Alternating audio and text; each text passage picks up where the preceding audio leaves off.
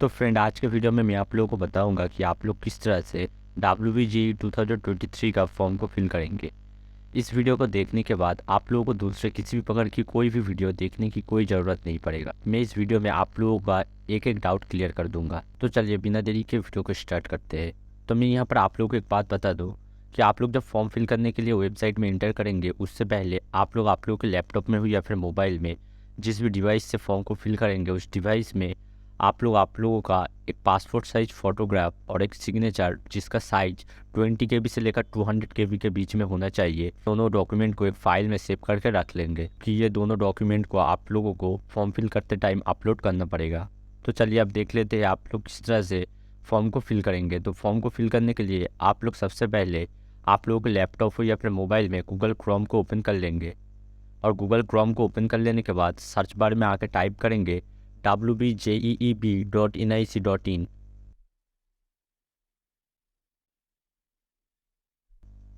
And उसके बाद आप लोग सिंपल से यहाँ पे जो WBJE का ऑप्शन देख पा रहे होंगे, इसके ऊपर क्लिक कर देंगे।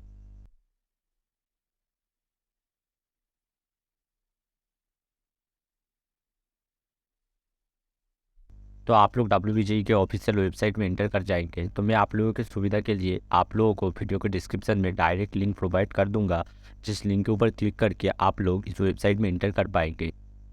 तो फॉर्म को फिल करने के लिए आप लोग सिंपल से यहाँ पर जो अप्लाई फॉर WBJE 2023 लिखा हुआ देख पा रहे होंगे, इसके ऊपर क्लिक कर देंगे।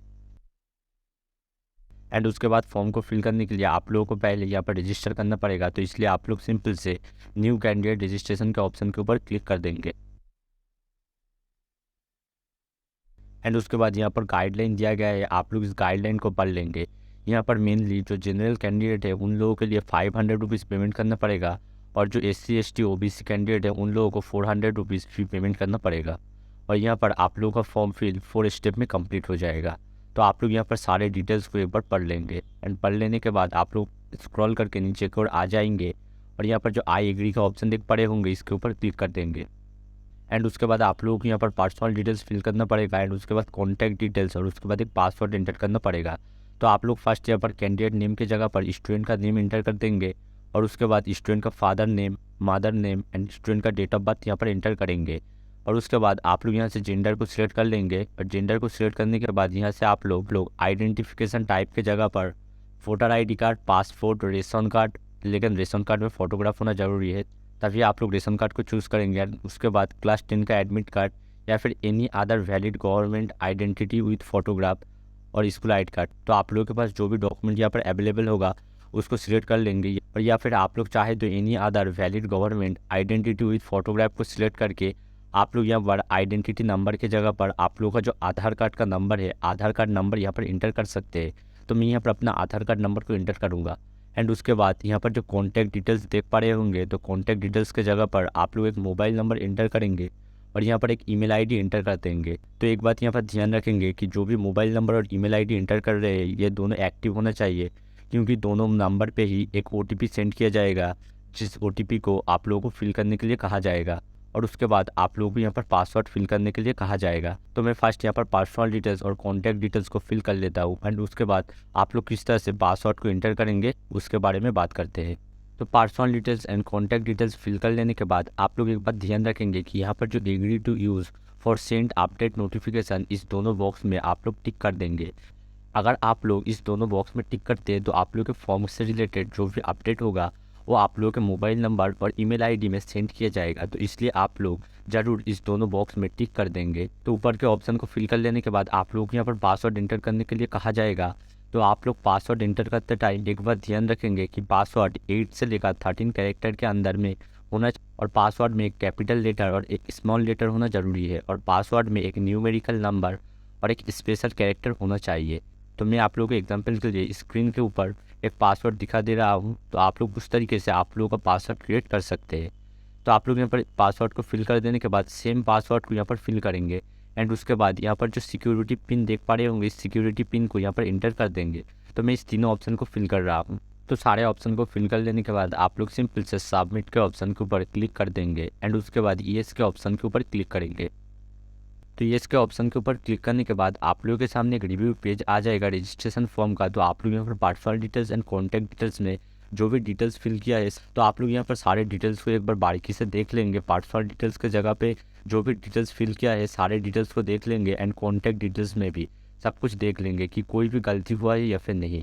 अगर आप लोगों ने जो भी डिटेल्स यहाँ पर फिल किया है सारे डिटेल्स ठीक ठाक है, तो आप लोग सिंपल से सबमिट एंड नेक्स्ट के ऑप्शन के ऊपर क्लिक करें। और अगर आप लोगों को लगता है कि कुछ भी डिटेल्स यहाँ पर गलत फिल हो चुका है, तो आप लोग सिंपल से एडिट के ऑप्शन के ऊपर क्लिक करके दोबारा से उसको फिल कर सकते हैं। तो मैंने चेक कर लिया है मेरा सारा डिटेल्स यहाँ पर ठीक है, तो इसलिए मैं सबमिट एंड नेक्स्ट के ऑप्शन के ऊपर क्लिक कर रहा हूँ। तो उसके बाद आप लोग जिस भी मोबाइल नंबर और ईमेल एड्रेस को यहाँ पर इंटर किए थे, दोनों में ही एक OTP सेंड किया जाएगा। तो मोबाइल का OTP को आप लोग सिंपल से यहाँ पर फिल कर देंगे, और आप लोग की ईमेल में जो OTP सेंड किया गया है उस OTP को यहाँ पर फिल करेंगे। और उसके बाद ये जो सिक्योरिटी पिन देख पा रहे होंगे उसको यहाँ पर फिल करके वेरीफाई एंड फाइनल सबमिट का ऑप्शन के ऊपर क्लिक कर देंगे।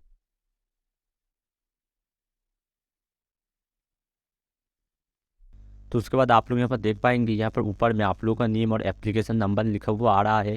तो आप लोग एक चाहे तो इस एप्लीकेशन नंबर को एक जगह पर नोट करके रख देंगे। एंड उसके बाद आप लोग देख पाएंगे कि आप लोगों का फर्स्ट रजिस्ट्रेशन फॉर्म जो है वो कंप्लीट हो चुका है। उसके बाद आप लोगों को एप्लीकेशन फॉर्म कंप्लीट करना पड़ेगा, qualification details, contact details, exam centre details, upload photograph and final submit. और उसके बाद आप लोग जब फी पेमेंट कर देंगे तो सक्सेसफुली आप लोगों का जो फॉर्म है वो फाइनल सबमिट हो जाएगा। तो अब हम लोग सारे स्टेप को यहाँ पर कंप्लीट करेंगे। तो उसके लिए आप लोग सिंपल से फिल एप्लीकेशन फॉर्म के ऑप्शन के ऊपर क्लिक कर देंगे।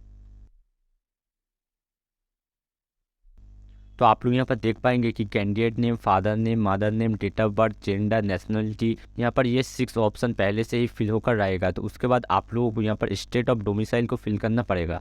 तो आप लोग जिस भी स्टेट में रहते हैं उस स्टेट को यहाँ से सिलेक्ट कर लेंगे। अगर आप लोग इन तीनों स्टेट में से किसी भी स्टेट में नहीं रहते, अदर स्टेट में रहते हैं, तो सिंपल से अदर को सिलेक्ट कर लेंगे। तो मैं यहाँ पर वेस्ट बंगाल में रहता हूँ इसलिए वेस्ट बंगाल को सिलेक्ट कर रहा हूँ। एंड उसके बाद आप लोग यहाँ पर आप लोगों का रिलीजियन को सिलेक्ट कर लेंगे। और रिलीजियन को सिलेक्ट कर लेने के बाद आप लोग यहाँ पर कैटेगरी को सिलेक्ट करेंगे।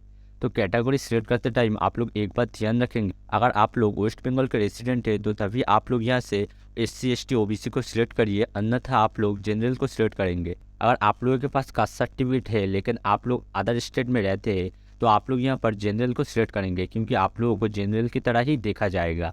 और अगर आप लोग वेस्ट बंगाल में रहते हैं और आप लोगों के पास कास्ट सर्टिफिकेट है तो तभी आप लोग SC ST OBC में जिस भी आप लोग कैटेगरी में रहते हैं उस कैटेगरी को यहाँ से सिलेक्ट कर लेंगे। तो मैं यहाँ से OBC B को सिलेक्ट कर रहा हूँ। एंड उसके बाद आप लोग यहाँ पर पर्सन विद डिसेबिलिटी को सिलेक्ट करेंगे। अगर आप लोगों को कोई भी डिसेबिलिटी है तो यहाँ से येस सिलेक्ट करेंगे, अन्यथा नो सिलेक्ट करेंगे। और उसके बाद बहुत सारे स्टूडेंट को ये एक प्रॉब्लम होता है, ट्यूशन फ़ी वेवर, ये क्या चीज़ है। तो ट्यूशन फ़ी वेवर को कौन सी स्टूडेंट येस करेंगे वो मैं बता देता हूँ। जो भी स्टूडेंट वेस्ट बंगाल का रेसिडेंट है और जिनका फैमिली इनकम ईयरली 2.5 लाख से कम है, उन सभी स्टूडेंट ही ट्यूशन फ़ी वेवर को येस करेंगे, अन्यथा बाकी स्टूडेंट नो करेगा। और अगर आप लोग इसको गलती से येस भी कर लेते हैं और अगर बाद में देखा जाए कि आप लोग ट्यूशन फ़ी वेवर के अंदर में नहीं आते तो कोई प्रॉब्लम नहीं है। तो इसको लेकर इतना घबराने की कोई बात नहीं है। तो मैं यहाँ से नो सिलेक्ट कर लेता हूँ, क्योंकि मेरा फैमिली इनकम 2.5 लाख से ज़्यादा है। और उसके बाद आप लोग यहाँ पर इनकम कैटेगरी के जगह पर आप लोग का जो फैमिली इनकम होगा उसको सिलेक्ट करेंगे। तो मैं यहाँ पर दे रहा हूँ between 2.5 lakh to 6 lakhs. And उसके बाद आप लोग सिंपल से सेव एंड नेक्स्ट के ऑप्शन के ऊपर क्लिक कर देंगे और इसके बाद येस के ऑप्शन के ऊपर क्लिक करेंगे। तो उसके बाद आप लोगों को यहाँ पर क्वालिफिकेशन डिटेल्स फिल करने के लिए कहा जाएगा। तो अगर आप लोग रिसेंट क्लास 12 में पढ़ रहे हैं तो आप लोग सिंपल से अपीयरिंग सेलेक्ट करेंगे, और अगर आप लोग क्लास 12 पास कर चुके हैं तो सिंपल से पास्ट को सिलेक्ट करेंगे। और उसके बाद आप लोग यहाँ पर जिस भी ईयर में पास किए क्लास 12 को, उस ईयर को यहाँ से सिलेक्ट कर लेंगे। और ईयर को सिलेक्ट कर लेने के बाद आप लोगों का इंस्टीट्यूट का नेम और इंस्टीट्यूट का पिन कोड को यहाँ पर एंटर कर देंगे। तो मैं यहाँ पर एंटर कर रहा हूँ। तो सारे डिटेल्स को फिल कर लेने के बाद आप लोग सिंपल से सेव एंड नेक्स्ट के ऑप्शन के ऊपर क्लिक कर देंगे एंड इसके बाद येस। तो कॉन्टैक्ट डिटेल्स में आप लोगों को प्रेजेंट एड्रेस को फिल करने के लिए कहा जाएगा।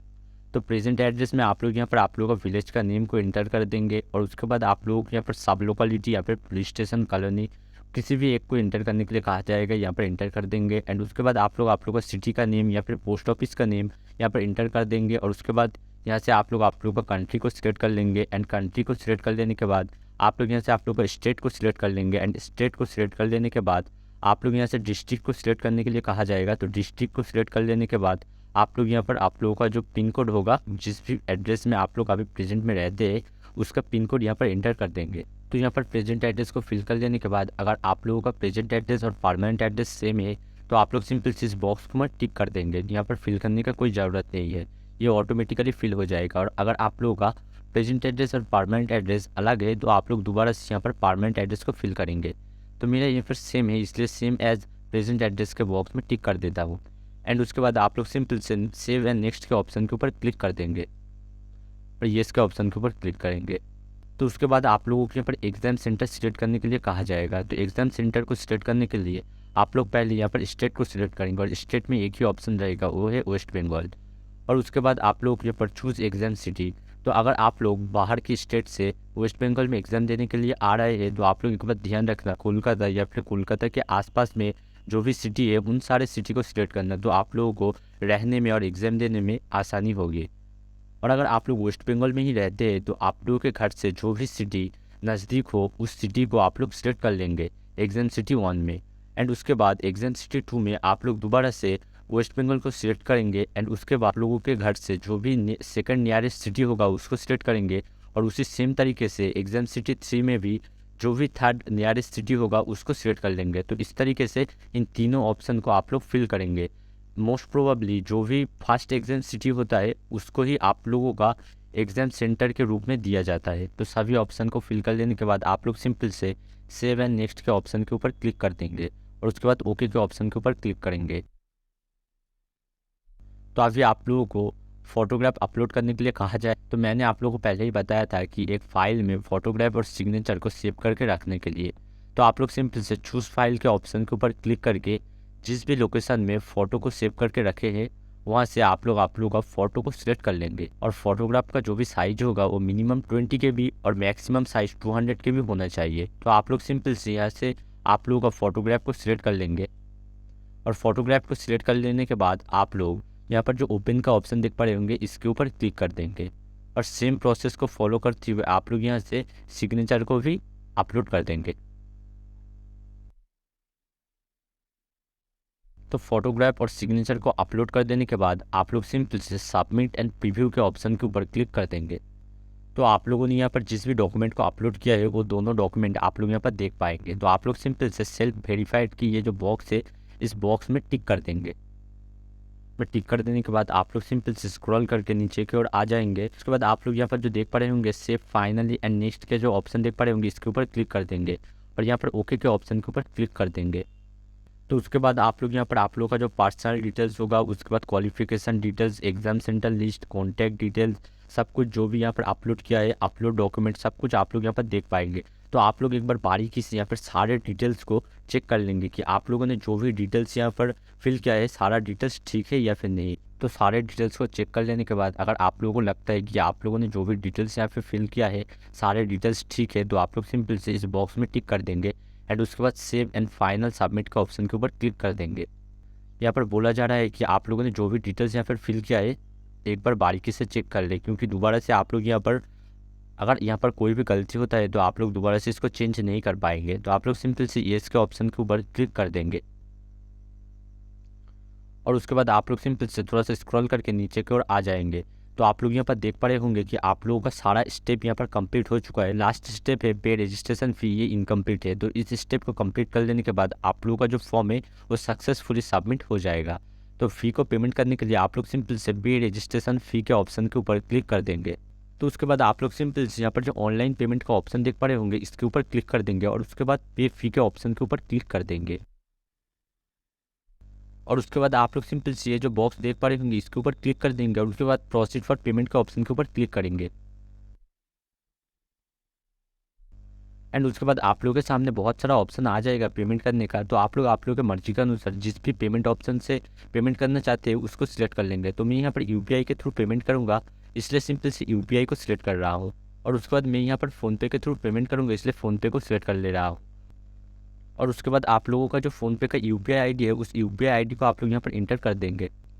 तो यूपीआई आईडी को एंटर कर देने के बाद आप लोग सिंपल से वेरीफाई के ऑप्शन के ऊपर क्लिक कर देंगे। तो वेरीफाई के ऑप्शन के ऊपर क्लिक करते ही आप लोग यहाँ पर आप लोगों का नेम को देख पाएंगे और उसके बाद आप लोग सिंपल से प्रोसीड के ऑप्शन के ऊपर क्लिक कर देंगे। तो प्रोसीड के ऑप्शन के ऊपर क्लिक करते ही आप लोगों के जो फ़ोन पे है उसमें एक पॉपअप मैसेज आ जाएगा 400 रुपीज़ पेमेंट करने के लिए। तो आप लोग सिंपल से पे के ऑप्शन के ऊपर क्लिक करके पेमेंट को कन्फर्म कर पाएंगे।